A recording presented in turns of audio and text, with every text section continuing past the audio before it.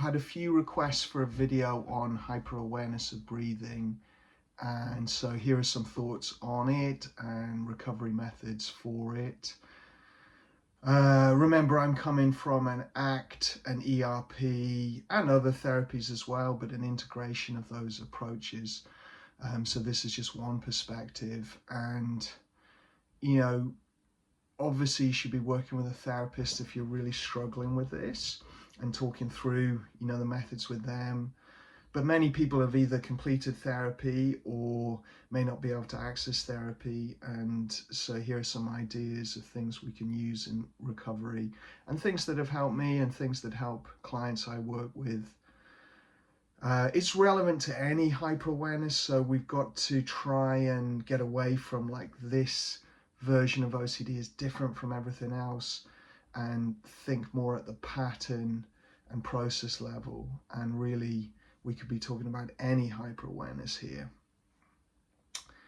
But sometimes it's helpful to have some ideas about specific presentations. So hyper-awareness, we're assuming here as well that you've been assessed for OCD and anything medical's been ruled out.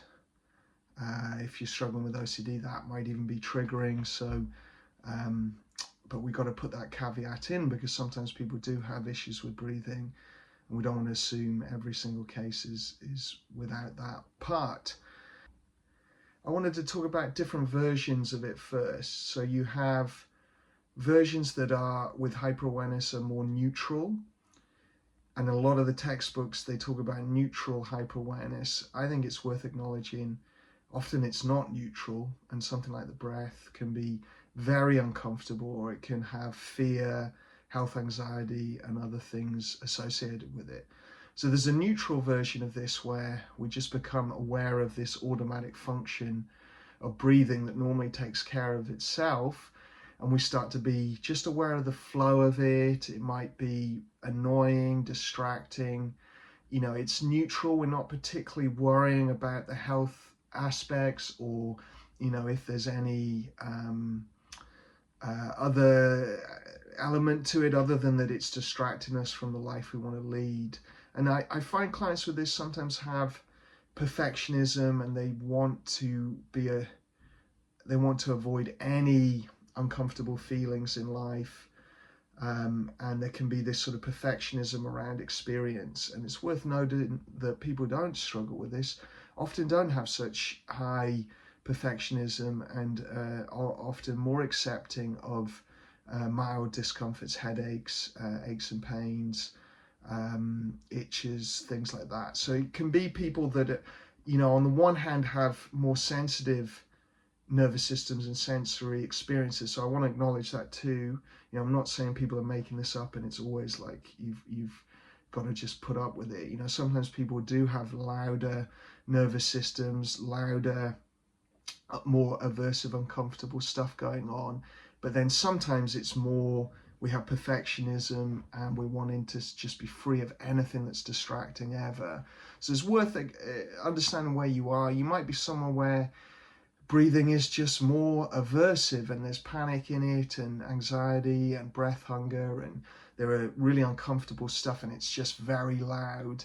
And if you put anyone in that situation, it would be very uncomfortable. And then you have other people where it's more neutral and it isn't as aversive, and it's more about, how much we're resenting it and how we're interacting with it. So understanding where you are on that spectrum could be helpful.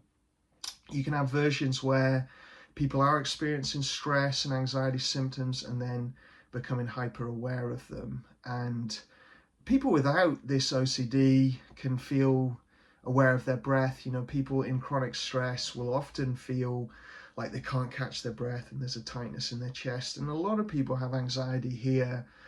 Sometimes it's more tummy and abdomen and the knot in the stomach and the sinking feeling, other things like that. Other times it is more the chest and heart and breathing and things like that. So it can be just a very common anxiety symptom that people are sort of locking onto, and then we are triggering it to be more in our awareness because we are threat monitoring it. And sometimes this gets called air hunger in the anxiety and panic world.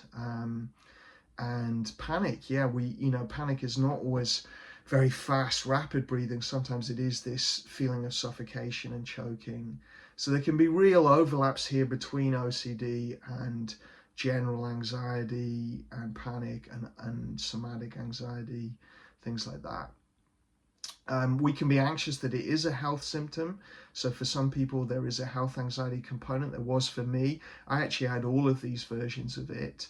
And sometimes you can have a physical health symptom, not necessarily something really bad. If you look at, the way long COVID is described, a lot of people experience sort of air hunger for that. I had some of that in the past, and I certainly felt tighter in my chest at times. By that point, I was strong in my recovery skills, so I was able to accept it and allow it, but I didn't notice it more. That tightness was there.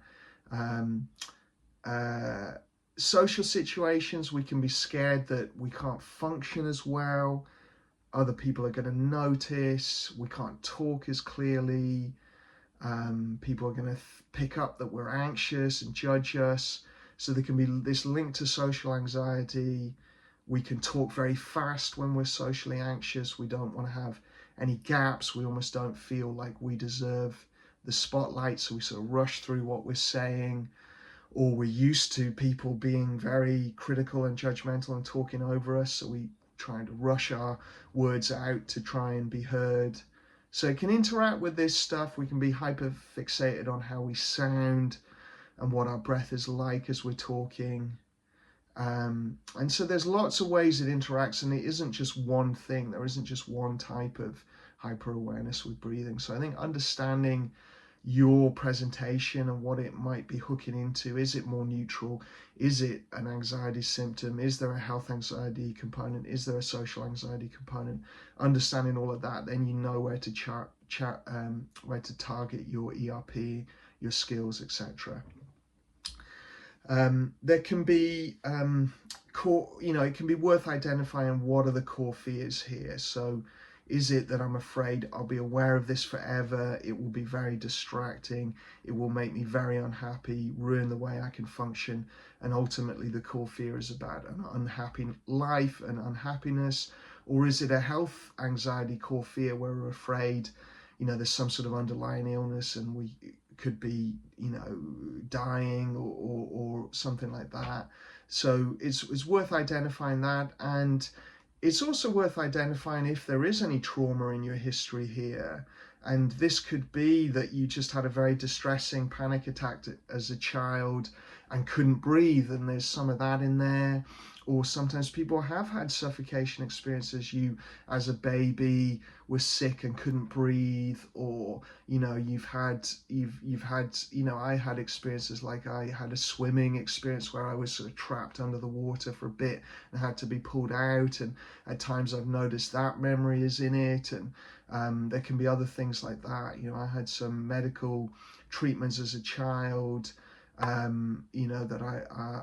they thought I had epilepsy, and so I was being sort of investigated for that. And some of that, I noticed those memories in some of these symptoms. So, you don't want to go digging for that, only if it's obvious, and through acceptance skills, some of those memories might come forward over time. They might not, and we're certainly not searching for anything, trying to create, or you got to be careful OCD doesn't latch on to trauma as a theme, but it's just worth acknowledging that sometimes there is a dynamic interaction with trauma where a traumatic experience is influencing the symptoms, but sometimes not at all.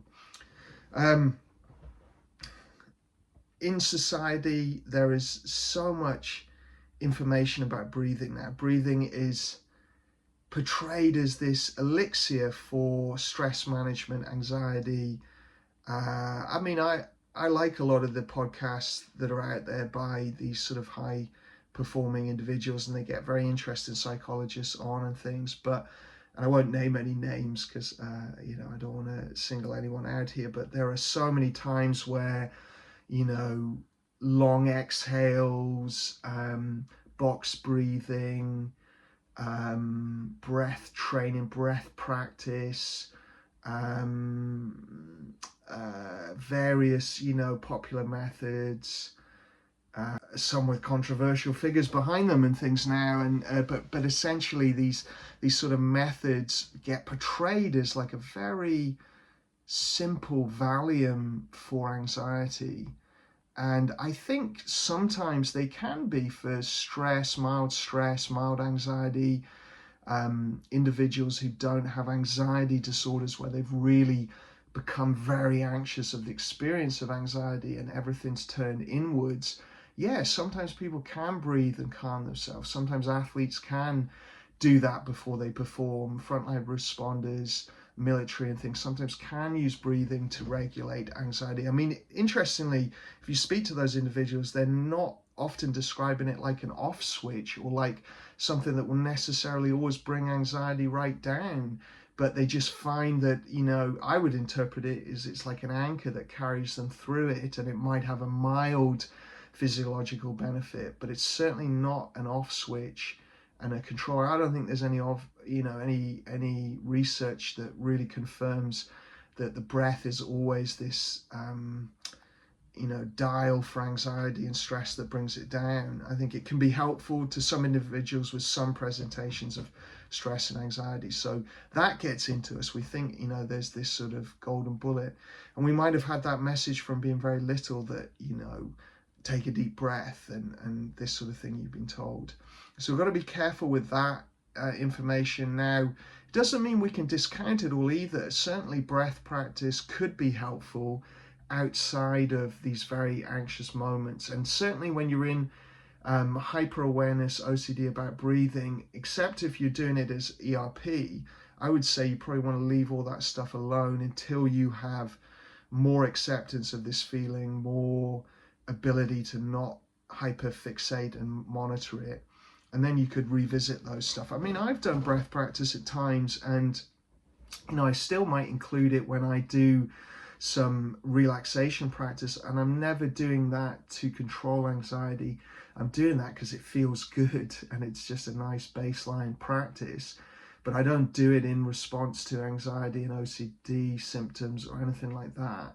It's something you might choose to do because it's enjoyable, relaxing. It probably does have physiological benefits if it's done in a non-grasping, controlling, anxious way.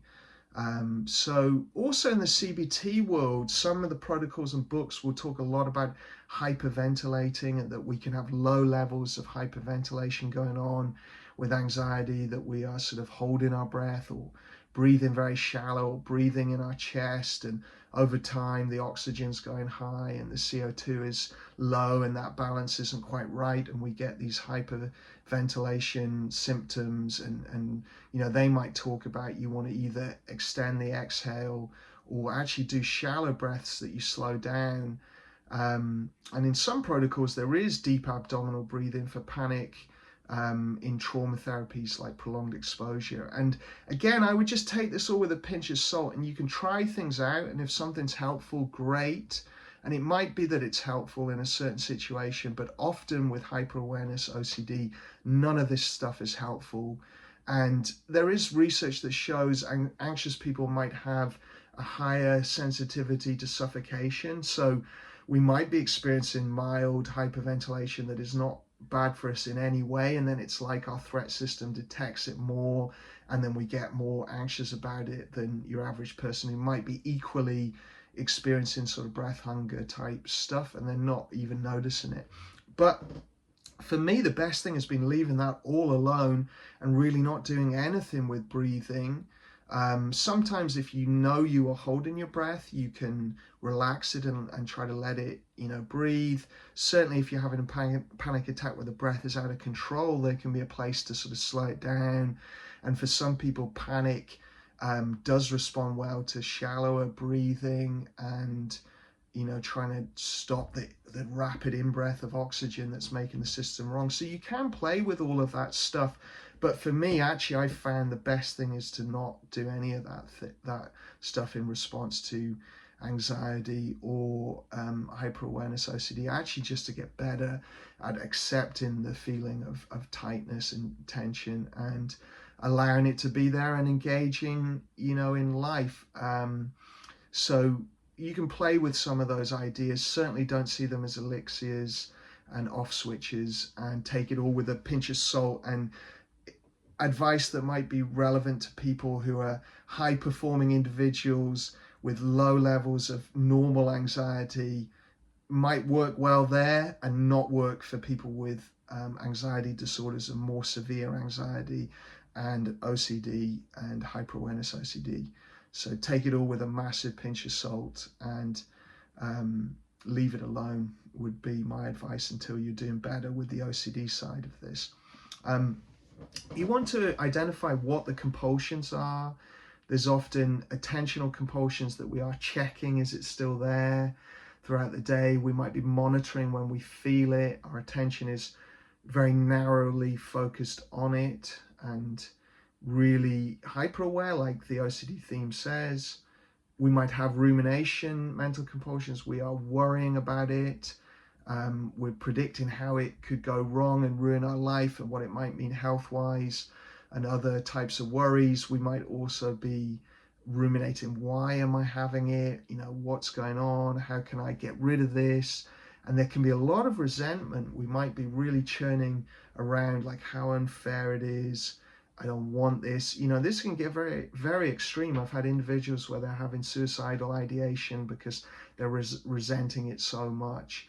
And it's so painful. And it's not that resentment is invalid. It is a horrible, difficult experience and really painful. But we've got to try and get to a place where we realize that resentment is not helping us.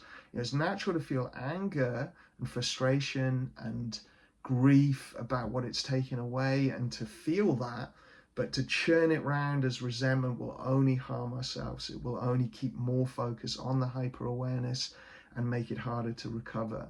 So we've got to try to be honest about that to ourselves and try to use that to help us let it go. It can be, we're trying to do the breathing methods I mentioned before, and trying to study and research and control our breath, and try lots of ERP compulsively and get rid of it using ERP and other therapy methods. And there might be a lot of avoidance. We might be avoiding social situations or things that trigger it, exercise or public speaking or something like that. We might be avoiding things that trigger it. And there could be lots of other compulsions as well, solving compulsions, where we're doing a lot of research trying to figure it out. So identifying those compulsions can be very helpful. Then we want to work on our recovery methods. So again, if it's really distressing and difficult, you certainly want to be working with an OCD specialist who understands hyperawareness OCD, somatic OCD. I like hyperawareness because it's not always somatic. It's not always physical sensations. It can be thinking and aspects of our cognition and our sensory perception as well that become the hyperawareness. So hyperawareness feels a better catch-all for it. You want to understand that trauma, if there is any trauma in it, and work with a therapist that can help you and support you in that as well. And these are just ideas to support this. So I'm coming at this frame where we are using ERP, but we are using the ACT skills as scaffolding for the response prevention to help us let go of compulsions, to accept uncomfortable feelings. And with this one, people will tell you, just stop monitoring it, allow it in your awareness, but don't direct your attention to it. Is some advice. There can be, just drop the rumination about it, just sit with it. Other bits of advice, which is very difficult unless you've experienced this and how uncomfortable it is. You won't realize how hard it is. Your awareness can be going on to it automatic, like pain, because it's so aversive. So we can't just let go of it without training and skill practice and development. Equally, that feeling of breath hunger and tightness can be so uncomfortable and worrying that to accept it and be able to function in our life takes a lot of practice and acceptance skills, I would say. So again, why I'm advocating for ACT skills to support ERP rather than just, okay, let's do exposure to it. Let's just sort of tolerate it, expect you can sit with it. drop all the compulsions very simply and easily. Well, no, they might be really habitual and trained, and they might be happening very automatically because it's so aversive and there's such a struggle and reaction to it. And we've got to remove those layers of struggle and resistance with acceptance. We've got to get better with rumination and how we are directing our attention onto it with monitoring and checking. And to do all of this, we need to have skills, I think, to help. Or at least if we've struggled with traditional ERP with it, we probably need to try some skills. And again, ACT is one option. There is also DBT. There is also metacognitive therapy, mindfulness-based cognitive therapy, rumination-focused ERP. There are other methods that are trying to learn skill-based ways to work with this. ACT has been most helpful for me, so I advocate for that. Workability, you probably want to go through my OCD skills playlist and see how you could apply that methodology to this OCD. So they're really the practices I would recommend doing. But to highlight some things, workability, so we've got to think about the way we're resenting it and wanting it to be gone completely is the problem. So that is the thing that's keeping it there. It's not working. It's going to be much more workable to try to build up acceptance. And if acceptance is too hard, tolerance, and like Sally Winston and Martin Seif say, this willful tolerance, so I'm willingly trying to tolerate and let it be there. But acceptance is even higher, where we are able to learn from it, if there's anything to learn, like the trauma stuff, or it's teaching us how to be with aversive, difficult stuff in life, and it's an opportunity to learn something that will help you with pain and other aspects of suffering within your life, and it'll make you stronger and more resilient. So acceptance has, like, what is the thing I could learn from it? Would you want your friend to tolerate you or accept you? They have very different qualities. Acceptance has compassion baked into it. So it's this sense of like, it's not my fault I'm struggling with this, and it is really tough, and I'm going to allow it. And it doesn't mean I like it or want it or that it is fair or anything like that. It's just, it's going to help me live my values if I can deepen acceptance. So then we want to work our foundational skills, things like dropping anchor, acceptance skills like name, diffusion practices for the worry, resentment, and the way we're interacting with these symptoms cognitively. So we can diffuse that and the intrusive thoughts and let go of the compulsions there. And then there's so many attentional compulsions, and I find this version of dipping in and out the stream for threat monitoring that you'll find in the folder. Once we have got some basic diffusion acceptance and dropping anchor skills, we can move on to that and try to do that with neutral sensations first of all, like the feeling of my hand, and get good with that, and then move towards the feeling of my breath.